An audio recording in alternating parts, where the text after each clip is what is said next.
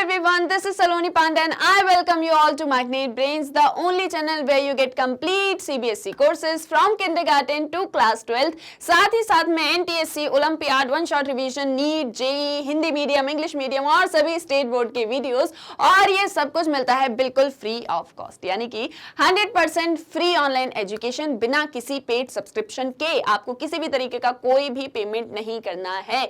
यहाँ पर आपको 2 लेक्चर्स के बाद में ऐसा बिल्कुल नहीं कहा जाएगा कि आपको पेमेंट करना है, आपको कोई पेड सब्सक्रिप्शन लेना है, क्योंकि सब कुछ है बिल्कुल फ्री फ्री फ्री। सो आज के हमारे इस लेक्चर में हम आ गए हैं हमारे chapter number 1, that is social structure, stratification and social processes in society के लास्ट टॉपिक पर। ये हमारा कंक्लूजन वीडियो होगा और साथ ही साथ में हम देखेंगे the relationship between cooperation, competition and conflict. Chapter 1 हम पढ़ रहे हैं 11th की आपकी बुक टू अंडरस्टैंडिंग सोसाइटी से। इस चैप्टर में introduction, social structure, social stratification, social processes, functionalist view, conflict perspective, cooperation, competition, conflict, ये सारा कुछ डिटेल में पढ़ चुके हैं पहले ही। अब जो है हमको इसको कंक्लूड करना है और यहाँ पर जो हमने 3 प्रोसेसेस को पढ़ा है, that is cooperation, competition and conflict, हम इन तीनों के बीच में क्या एक रिलेशनशिप है उसे समझने वाले हैं। और इन सारी चीजों को स्टार्ट करने से पहले एक बार बहुत अच्छे से चैप्टर को वापस से रिकॉल कर लेंगे, फिर इसको कंक्लूड करेंगे, तो आपको सारी चीजें क्या हो जाएंगी, रिवाइज हो जाएंगी। ओके, देखो एक बार स्टार्ट करेंगे। हमने इस चैप्टर का इंट्रोडक्शन देखा कि यहाँ पर आपको क्या क्या पढ़ना है, तो हमने वहां पर समझा था कि आप पढ़ोगे सोशल स्ट्रक्चर के बारे में, आप पढ़ोगे सोशल स्ट्रैटिफिकेशन के बारे में, आप पढ़ेंगे सोशल प्रोसेसेस के बारे में, कि जो है सोसाइटी में कितने प्रोसेसेस होते हैं या सोसाइटी के कौन कौन से प्रोसेस होते हैं जिसके थ्रू सोसाइटी फंक्शन कर रही होती। तो देखो सोशल स्ट्रक्चर में हमने क्या एक चीज पढ़ी कि जो आपका पूरी सोसाइटी है उसमें ह्यूमंस जो हैं वो जिस भी तरीके से एक्शन करते हैं, उनके बीच में जिस भी तरीके की रिलेशनशिप होती है ह्यूमंस के बीच में, ठीक है, वो आपका पूरा एक सोशल स्ट्रक्चर बनाती है। क्या बनाती है? पूरा एक सोशल स्ट्रक्चर को डिफाइन करती है। अब इस सोशल स्ट्रक्चर में जो है बहुत सारी इनइक्वालिटीज होती है। सबसे पहले तो बहुत सारे ग्रुप्स होते हैं। अब कौन कौन से ग्रुप्स होते हैं? सो लाइक जैसे कि जेंडर है, क्लास है, कास्ट है, ट्राइब है, एक्सेट्रा एक्सेट्रा, ऐसे डिफरेंट बहुत सारे ग्रुप्स होते हैं और इन ग्रुप्स के बीच में क्या होती हैं, इनइक्वालिटीज होती है। लेकिन जैसे हम जेंडर की बात करें तो मेन और वुमेन के बीच में इनइक्वालिटीज हैं। तो जो सोसाइटी का स्ट्रक्चर है, नॉट सोसाइटी, जो सोसाइटी का स्ट्रक्चर है उसमें स्ट्रैटिफिकेशन है, वो स्ट्रैटिफाइड है, उसमें बहुत सारी इनइक्वालिटीज हैं। अब ये जो पूरा सिस्टम है ये कैसे वर्क करता है, कौन कौन से प्रोसेसेस इसमें होते हैं, सो यहाँ हम बेसिकली 3 प्रोसेसेस को समझेंगे, that is cooperation, competition and what? Conflict. Okay, ये 3 प्रोसेसेस को जो है हम यहाँ पर डिटेल में समझने वाले थे। तो अच्छा, हमने एक और चीज समझी कि एक होता है कॉमन सेंस नॉलेज, एक होता है सोशियोलॉजिकल पर्सपेक्टिव। एक क्या होता है? एक होता है आपका कॉमन सेंस नॉलेज और एक होता है सोशियोलॉजिकल पर्सपेक्टिव। एक क्या होता है? Sociological perspective. So common sense जो होता है, नेचुरलिस्टिक एक्सप्लेनेशन जो होती है, सोशियोलॉजी उनको नहीं मानता, उनको क्या कर देता है, रिजेक्ट कर देता है, नेग्लेक्ट कर देता है। जैसे कॉमन सेंस बोलता है कि ये तीनों प्रोसेसेस तो सोसाइटी में होते ही होते हैं, ये तो तीनों सोसाइटी के अंदर प्रेजेंट ही होते हैं, नेचुरल होते हैं, ह्यूमन नेचर है कोऑपरेट करना, कंपटीशन करना, कॉन्फ्लिक्ट करना। सोशियोलॉजी बोलता है ऐसा नहीं होता, ये तीनों प्रोसेसेस के पीछे कुछ ना कुछ रीजन होता है।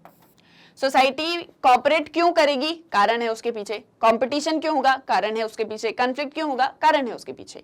कोऑपरेशन क्यों होगा सोसाइटी में? इमाइल डरकीम क्या बोलते हैं? सबको साथ में रहना है, सबको जो है इंटीग्रिटी में रहना है, सबको इंटीग्रेटेड सोसाइटी रखना है, सोशल कंट्रोल के थ्रू कोऑपरेशन करते हैं। कॉन्फ्लिक्ट उस सोसाइटी में बहुत कम हो पाता है, क्योंकि अगर होता भी है तो उसको दबा दिया जाता है।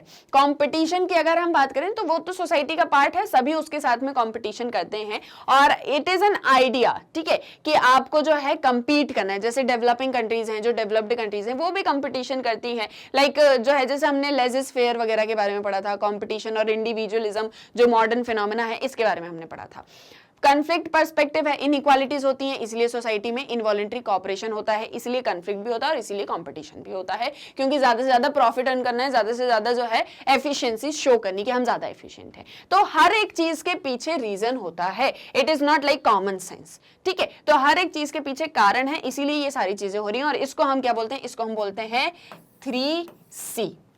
ओके, ये 3C है या C3 है, जो भी आप अपनी लैंग्वेज अपने शॉर्ट फॉर्म में बोलना चाहो, C³ बोल लो, है ना, ज्यादा अच्छी मैथ्स पसंद थी तो C³ बोल लो। सो इस तरीके से जो है ये सारे प्रोसेसेस होते हैं और ये सोसाइटी इन सभी के थ्रू जो है रन करती है। ये सारा कुछ हम पढ़ चुके हैं डिटेल में। अब हम इन तीनों के बीच में एक जो रिलेशनशिप होती है उसे समझेंगे। तो यहाँ हम कुछ एग्जाम्पल्स लेंगे। सबसे पहले we just take two instances here. The first is family and household and the second is land based conflict. हम यहाँ दो एग्जाम्पल लेंगे, एक फैमिली और हाउसहोल्ड का और दूसरा जो लैंड बेस्ड कन्फ्लिक्ट होते हैं, मतलब लैंड, जमीन जायदाद, इनसे रिलेटेड जो कन्फ्लिक्ट होते हैं वो, और एक जो फैमिली और हाउसहोल्ड को लेके होता है, ठीक है। इन दोनों को हम समझेंगे। अब ट्रेडिशनली जो फैमिली और हाउसहोल्ड होता है उनको हार्मोनियस यूनिट्स की तरह देखा जाता है, समझा जाता है कि ये सभी इनके बीच में, जैसे आपकी भी फैमिली है तो वो बहुत ही हार्मोनियस है, उसमें जो है मतलब बहुत कॉपरेशन होगा, बहुत लव होगा, इमोशंस होंगे, एक्सेट्रा एक्सेट्रा। पढ़ा हुआ है ना कि हमने फैमिली के बारे में।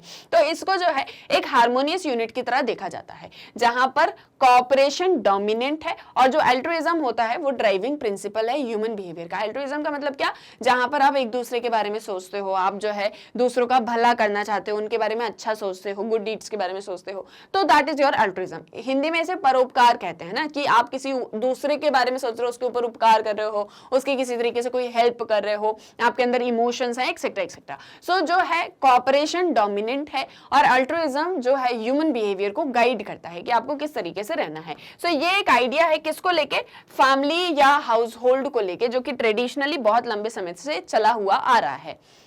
Now the last 3 decades have seen a great deal of questioning of this assumption by feminist analysis. अब जो feminist हैं, जो किसकी बात करते हैं, men और women के बीच की equality की। Okay, feminism is not all about कि women, सब कुछ women के लिए होना चाहिए, women को जो है बड़ा special treatment होना चाहिए, ऐसा कुछ नहीं है। It is an ideology, इसके बारे में आप डिटेल में समझोगे और आगे, जहां पर हम men और women की equality की बात करते हैं। Feminism is not about कि women को सारे rights दो, women के बारे में सब कुछ अच्छा अच्छा करो, women को सबसे ऊपर कर दो, man को नीचे कर दो, नो। इट्स अबाउट इक्वल, ठीक है। मैन भी इक्वल हो, वुमेन भी इक्वल हो, जो अपॉर्चुनिटीज मैन के पास है वो वुमेन के पास भी हो। हाँ, डिफरेंसेस होते हैं दोनों के बीच में, like physically man are strong, women are not that strong physically, और भी बहुत सारी चीजें, मेंटली हो गया, ऐसे डिफरेंट डिफरेंट चीजें होते हैं, बायोलॉजिकल डिफरेंसेस भी होते हैं। बट इन सारे डिफरेंसेस अपनी जगह हैं और उन डिफरेंसेस को ध्यान में रखते हुए हमको इक्वल ट्रीटमेंट करना चाहिए। Okay, so that is about feminism. So जो फेमिनिस्ट एनालिसिस है उसने लास्ट 3 डिकेड से ये जो पूरा असम्पशन है कि हाउस होल्ड में बहुत ही कॉपरेशन होता है, हाउस होल्ड में जो है बहुत अल्ट्रुइज्म की फीलिंग होती है, इसको क्वेश्चन किया है। अब यहाँ एक अमर्त्य सेन जो है उनका एक नोट दिया गया है जिसे हम रीड करेंगे और इस कंसेप्ट को अच्छे से समझेंगे। फैमिली और हाउस होल्ड की हम बात कर रहे हैं। Not only do the different parties have much to gain from cooperation, their individual activities have to take the form of being overtly cooperative even when substantial conflicts exist. आपने political parties सुनी होंगी, different parties भी होती हैं, ठीक है। political parties तो होती हैं और भी different parties होती हैं। Especially मैं यहाँ पर आपको political parties के बारे में बताऊंगी कि parties के बीच में कितना भी ज्यादा conflict क्यों ना हो, individually वो एक दूसरे को बिल्कुल पसंद ना करते हो, but जब वो cooperative way में आते हैं, जब सभी आपस में साथ में आते हैं तो उन्हें जो मतलब जब सब साथ में आते हैं, एक ही प्लेटफॉर्म पर होते हैं, तो उन्हें बहुत कॉपरेशन दिखाना पड़ता है। लाइक फॉर एग्जांपल कोई पार्टी है, कोई ग्रुप है, जैसे मान लो आपका स्कूल है, ठीक है, आपके इंटर स्कूल कोई कंपटीशन है, ए एक स्कूल है, बी एक स्कूल है और सी एक स्कूल है, आप सभी बी स्कूल के पार्टिसिपेंट हैं।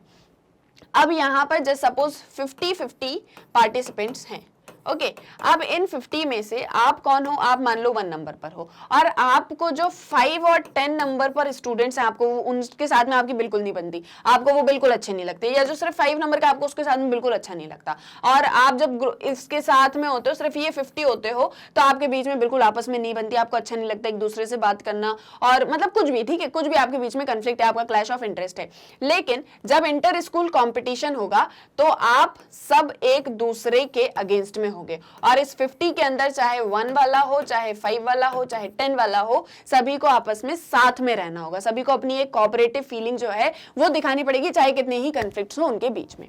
Now Although serious conflicts of interest may involved in the choice of social technology, the nature of the family organization requires that these conflicts be molded in a general format of cooperation, with conflicts treated as aberration or deviant behavior.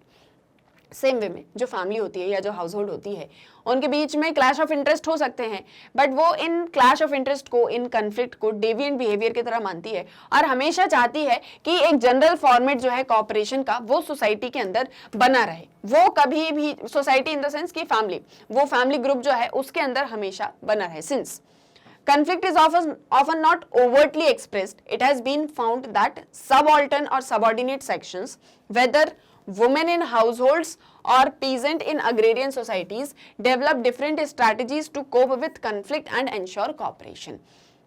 अब जैसे कि मैंने आपको पहले भी पढ़ाया है कि कन्फ्लिक्ट को जो है ओवर्टली एक्सप्रेस नहीं किया जाता, मतलब कन्फ्लिक्ट खुल के नहीं बोला जाता, कॉपरेशन खुल के दिखाई जाती है कि हाँ हम सभी कॉपरेटिव वे में साथ में आए हैं, लेकिन अगर कन्फ्लिक्ट होगा तो उसे जो है ओपनली नहीं दिखाया जाता, उसे दबे दबे तरीके से जो है एक दूसरे के बीच में जैसे कोई मनमुटाव है, कोई क्लैश ऑफ इंटरेस्ट है, कोई मतलब बात अच्छी नहीं लगी तो उसे मन में रखा जाता, ज्यादा एक्सप्रेस नहीं किया जाता कि अरे नहीं रहने दो उसको, जो है बात को दबे रहने दो, कुछ इस तरीके से किया जाता है। तो वैसे ही बहुत सारे ऐसे सेक्शंस हैं सोसाइटी के, स्पेशली जो वुमेन है हाउस होल्ड्स में, जो घरेलू काम में, डोमेस्टिक कोर्स में, हाउस होल्ड में जो वुमेन होती है, और जो अग्रेरियन सोसाइटी में पीजेंट्स होते हैं, जो एग्रीकल्चर सोसाइटीज होती है उसमें जो पीजेंट्स होते हैं, फार्मर्स होते हैं, वो ये डिफरेंट इनकी अपनी डिफरेंट स्ट्रैटेजीज होती है कन्फ्लिक्ट करने की और साथ ही साथ में कॉपरेशन भी बनाए रखने की। मतलब ये कन्फ्लिक्ट भी करते हैं और साथ ही साथ में ये कॉपरेट भी करते हैं। ये दोनों चीजें कैसे होती हैं साथ में वो हम समझेंगे। सो देखो, findings of many sociological studies seem to suggest that covert conflict and overt cooperation is common. Generally होता यह है कि कॉन्फ्लिक्ट को छुपाया जाता है और कॉपरेशन को खुल के दिखाया जाता है। The following extract draws from many studies on women's behaviour with interaction with in households. अब जो है कुछ स्टडीज के बारे में हम पढ़ेंगे जो कि वुमेन के बिहेवियर को और उसके इंटरेक्शन को दिखाती है हाउस होल्ड में। Material pressures and incentives to cooperate extend to distribution and there is little evidence of overt conflict over distributional processes. अब जैसे मटेरियल प्रेशर है, इंसेंटिव्स हैं जो कि कॉपरेट करते हैं, ठीक है, जैसे कि आप जो भी वुमेन होगी घर में उसको जो है मटेरियल प्रेशर, मटेरियल इंसेंटिव्स दिए जाएंगे ताकि वो उसी घर में बनी रहे और कॉन्फ्लिक्ट को कभी भी खुल के एक्सप्रेस ना करे। Instead there is a hierarchy of decision making needs and priorities, a hierarchy to which both men and women appear to subscribe। Family में सभी होते हैं, मैन भी होती है, वुमेन भी होती है, लेकिन डिसीजन मेकिंग कौन लेगा, कौन की नीड्स जो है फुलफिल की जाएंगी, कौन प्रायोरिटी पे रहेगा, ये सारा कुछ जो है डिटरमाइन किया जाता है। ठीक है, इन सारी चीजों में भी हायरार्की होती है कि कौन सबसे पहले ये सारा काम करने वाला है, और वुमेन को जो है थोड़ा सा उसकी आवाज को दबा के रखा जाता है। स्पेशली पूरी फैमिली की अगर हम बात करें तो कॉन्फ्लिक्ट उजागर नहीं किए जाते हैं, कॉपरेशन को जो है दिखाया जाता है। तो वुमेन जो होती है वो क्या करती है, इन डिस्क्रिमिनेटरी प्रैक्टिसेस के होते हुए भी उस फैमिली का ही पार्ट रहती है, क्योंकि वो फैमिली उसके लिए लॉन्ग टर्म सिक्योरिटी प्रोवाइड करती है। जैसे मान लो कोई वुमेन है, अब आप उससे बोलो कि आपके साथ में बड़ा बुरा व्यवहार हो रहा है, आपको अपने डिसीजन नहीं लेने दिए जा रहे हैं, तो आप ये फैमिली छोड़ के चली जाओ, वो नहीं जाएगी। क्यों नहीं जाएगी? मतलब बहुत सारे केसेस में ऐसा देखने को मिलता है कि वो नहीं जाती। क्यों नहीं जाती? क्योंकि वहां उसकी लॉन्ग टर्म सिक्योरिटी होती है। उसको ये लगता है कि यार इस घर में रहूंगी, चलो ठीक है काम ही करना है, लेकिन एटलीस्ट मैं रहूंगी तो मेरे रहने का तो रहेगा, मुझे खाना तो मिलेगा ही, एटलीस्ट मैं यहाँ पर सेफ हूं, मैं यहाँ पर सिक्योर हूं। बाहर में उतनी ज्यादा सिक्योर नहीं हूं, मैं उतनी ज्यादा शायद इंडिपेंडेंट रहूंगी तब इतना कुछ नहीं कर पाऊंगी। तो वो मोस्ट ऑफ द डिसीजंस, मतलब जो वुमेन के डिसीजंस होते हैं वो कुछ इस तरह के होते हैं। Now denied access to extra household relationships and resources, it is in their material interest to subscribe to the general son preference which characterizes this culture, and they invest in great deal of selfless devotion in order to win their son as allies and insurance against an uncertain future। अब इसके अलावा जो बाहर जब वो independent हो जाएगी तो और सारी रिसोर्सेज मिलेंगे, और सारी जो है रिलेशनशिप्स होंगी, मतलब और अच्छे से अपनी लाइफ जी पाएगी। इसको डिनाई करके वो हमेशा उस घर में ही रहती है, जो भी उसको मटेरियल इंटरेस्ट उसके फुलफिल हो रहे होते हैं वो करती है। साथ ही साथ में अपने सन को ज्यादा प्रेफरेंस देना, क्योंकि यही इस पूरी कल्चर का एक कैरेक्टरिस्टिक फीचर है कि सन को ज्यादा प्रेफरेंस दो, बेटे को ज्यादा प्रेफरेंस दो, क्योंकि आखिरी में जब आप बुढ़ापे का सहारा आपका वही बनने वाला है। ठीक है, जब आप जो है मतलब अनसर्टेन फ्यूचर, आपको नहीं पता आपका फ्यूचर कैसा आएगा, तो आपके बेटे में आप पूरे इन्वेस्टेड रहो, पूरा उसका ध्यान रखो, उसकी सारी जरूरतों को पूरा करो, क्योंकि अल्टीमेटली एट लास्ट वही आपके साथ में रहने वाला है आपके डेथ तक, till your death. Material altruism in the northern Indian plain is likely to be biased towards sun and can be seen as women's response to patriarchal risk. अब ये जो material altruism है, जहां पर सन को ज्यादा प्रेफरेंस दिया जाता है, नॉर्थ इंडिया में ये हमको बहुत ज्यादा देखने को मिलता है, और यहाँ पर वुमेन कैसे जो है इस पुरुष सत्तावादी या पेट्रियार्कल सोसाइटी में रिस्क पर है, कैसे रह रही है, वो चीजें हमको देखने को मिलती हैं. Women are not entirely powerless, of course, but their subversion of male decision-making power tends to be coward. Women यहाँ पर ऐसा नहीं है कि women के पास में जो है मतलब उतनी शक्ति नहीं है, women उतनी पावरफुल नहीं है कि अपने स्टैंड नहीं ले सकती, बट होता यह है कि वो अपने उस कन्फ्लिक्ट को, वो जो उसके अपने इंटरेस्ट है उन्हें नीचे रख देती है. जो क्लैश ऑफ इंटरेस्ट हो रहा है उसमें अपने इंटरेस्ट को नीचे कर देती है, उस कन्फ्लिक्ट को दबा देती है और कॉपरेशन में ही रहना पसंद करती है, क्योंकि ये इस कल्चर में स्टार्टिंग से ही स्पेशली वुमेन्स को सिखाया जाता है. जैसे आपने भी ऐसी चीजें सुनी होंगी कि शादी के बाद में जो आपका इन-लॉज का हाउस होगा वही आपको रहना है, वहीं आपकी मतलब जैसे ऐसे कुछ होता है ना डायलॉग्स वगैरह कि आपकी जो अर्थी होगी वो भी वहीं से ही उठने वाली है, आपको लाइफ टाइम वहीं रहना है, अब आप इस घर की नहीं हो, आप उस घर से अटैच हो चुकी हो. तो ये सारी चीजों की वजह से वो क्या करती है, अपने इंटरेस्ट को सबमर्ज कर देती है और कोऑपरेटिव वे में रहना स्टार्ट कर देती है. यहाँ वो किसी भी तरीके से वीक नहीं है, बट उसको इस कल्चर में जो वैल्यूज उसके अंदर डाली गई हैं वो बहुत ज्यादा डीप हैं. Okay, now the use of trusted allies or to conduct small businesses on their behalf, the secret lending and borrowing for money and negotiations around the meaning of gender ideologies of parda and motherhood are some of the strategies by which women have resisted male power. अब जो है women क्या करती हैं generally, क्योंकि वो खुल के तो अपना इंटरेस्ट नहीं बता सकती हैं, खुल के तो वो सिर्फ कॉपरेशन ही दिखाती हैं, जो उनका कन्फ्लिक्ट होता है वो किस तरीके से करती हैं, जैसे पर्दा सिस्टम, मदरहुड, ऐसी चीजों के बारे में, ऐसी आइडियोलॉजीज पर बातें करना, उनको क्रिटिकली एनालाइज करना और छोटे छोटे बिजनेसेस चलाना. जैसे फॉर एग्जांपल आपने बहुत बार देखा होगा ना, अचार, पापड़, इन सारी चीजों के बिजनेसेस जो है रन करती हैं वुमेन, बहुत छोटे लेवल पर जो है उधार देना, उधार लेना, ये चीजें वो बहुत ही छुपके कर रही होती हैं. छुपके इन द सेंस उसको बहुत ज्यादा वो जो है ओवर्ट नहीं करती हैं, बहुत धीरे धीरे ये सारा काम करती रहती हैं और कहीं ना कहीं इन सारी चीजों से वो मेल पावर को रेसिस्ट कर रही होती हैं कि धीरे धीरे इंडिपेंडेंट होना, फाइनेंशियल इंडिपेंडेंस की तरफ आगे बढ़ रही होती हैं. That their resistance takes this clandestine form reflects their lack of options outside household cooperation and the concomitant high risk associated with open conflict. ये सारी चीजें क्या दिखाती हैं कि बाहर अगर वो चली गई, इस हाउस होल्ड के अगर वो बाहर गई तो इतना ज्यादा कॉपरेशन उन्हें नहीं मिलेगा, लॉन्ग टर्म सिक्योरिटी उनकी नहीं हो पाएगी, और खुल के अगर उन्होंने कन्फ्लिक्ट कर दिया तो साथ ही साथ में बहुत ज्यादा रिस्क भी रहेगा, बहुत रिस्की रहेगा. तो इसीलिए वो धीरे धीरे ये जो है अपना मतलब ये उनका तरीका है कन्फ्लिक्ट शो करने का. In keeping with the sociological tradition of questioning taken for granted common sense assumptions, this chapter has critically examined the process of cooperation, competition and conflict. The sociological approach does not see these processes as natural. तो जहां से हमने start किया था कि हम दो example लेंगे, एक वुमेन मतलब हाउस होल्ड फैमिली का और दूसरा लैंड बेस्ड कन्फ्लिक्ट का. हाउस होल्ड और फैमिली में हमने ये देखा कि जो वुमेन की पोजीशन है वो बड़ी ही जो है मतलब टालम टोल टाइप से है कि जहां पर वो कन्फ्लिक्ट को ओपनली एक्सप्रेस नहीं कर पाती, कॉपरेट करती है. कंपटीशन की अगर हम बात कहें तो वो तो बहुत बाद में आता है, इस कन्फ्लिक्ट कॉपरेशन के बाद में कंपटीशन जैसी टर्म जो है वो आ सकती है. अगर हम लैंड बेस्ड कन्फ्लिक्ट की बात करें तो आपकी बुक में कुछ एग्जांपल्स दिए गए हैं. जैसे एक एग्जांपल दिया कि एक पर्सन होता है, वो दूसरे पर्सन से जो है मतलब उसको लैंड ले लेता है, अपनी लैंड जो है उसको रेंट पर दे देता है. जैसे फॉर एग्जांपल ये ए पर्सन है और ये बी पर्सन है. इस ए पर्सन के पास में लैंड थी पर इसको पैसों की जरूरत थी, तो इसने क्या कहा, तुम मेरी लैंड ले लो, मुझे 200 रुपए दे दो. इसने उसको 200 रुपए दे दिया. अब इसकी डेथ हो गई. इसके बाद में इसका सक्सेसर था सी. उस सी ने इससे बोला कि तुम 200 रुपए लो और लैंड वापस करो, लेकिन इसने मना कर दिया लैंड को देने से. ये पर्सन पावरफुल था. अब क्या हो गया, ये कन्फ्लिक्ट की सिचुएशन होगी, दोनों के इंटरेस्ट क्लैश कर रहे हैं. ये जो है लैंड वापस करने से मना कर रहा है और ये बोल रहा है कि मैं पैसे दे रहा हूं लेकिन आप मुझे मेरी लैंड वापस करो, बट नहीं हो रहा. तो क्या हो गया, क्लैश ऑफ इंटरेस्ट हो गया. इस पर्सन के पास में थोड़ी मतलब ये थोड़ा पावरफुल था तो इसने क्या किया, इसके ऊपर पुलिस केस वगैरह किया और फाइनली इसको लैंड इनको देनी पड़ी, सी पर्सन को, जिनकी लैंड थी उनको वापस करनी पड़ी. तो ये चीज क्या दिखा रही है कि कन्फ्लिक्ट जो है, जब क्लैश ऑफ इंटरेस्ट होता है तब कन्फ्लिक्ट होता है, कि कन्फ्लिक्ट होने का रीजन होता है. अब ये जो लैंड बेस्ड कन्फ्लिक्ट होते हैं ये क्या दिखाता है, ये दिखाता है इकोनॉमिक पॉइंट को, कि लैंड जो है वो एक इकोनॉमिक रिसोर्स है, उससे पीपल की जो लाइफ है वो सस्टेन हो रही है. तो जब भी उस पर किसी तरीके का कोई क्वेश्चन आएगा तो हम क्या करेंगे, हम कन्फ्लिक्ट करेंगे. Otherwise we are in a cooperative way, हम जो है कोऑपरेशन के थ्रू सारा काम कर रहे हैं. अब जैसे ए पर्सन है, उसने बी पर्सन से 200 रुपीज लिए और लैंड को दिया, तो ये कोऑपरेशन ही तो था एक तरीके का.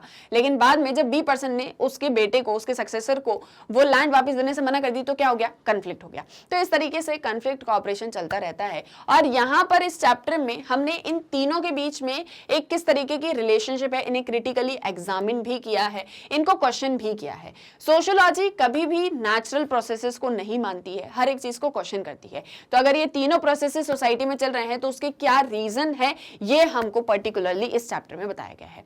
Now to conclude, The effort in this chapter is to understand the relationship between structure and stratification। इस चैप्टर में बेसिकली आपको करना क्या था, सबसे पहले तो सोशल स्ट्रक्चर और सोशल स्ट्रैटिफिकेशन इन दोनों के बीच में क्या एक रिलेशनशिप होती है वो आपको समझना था एक तरफ।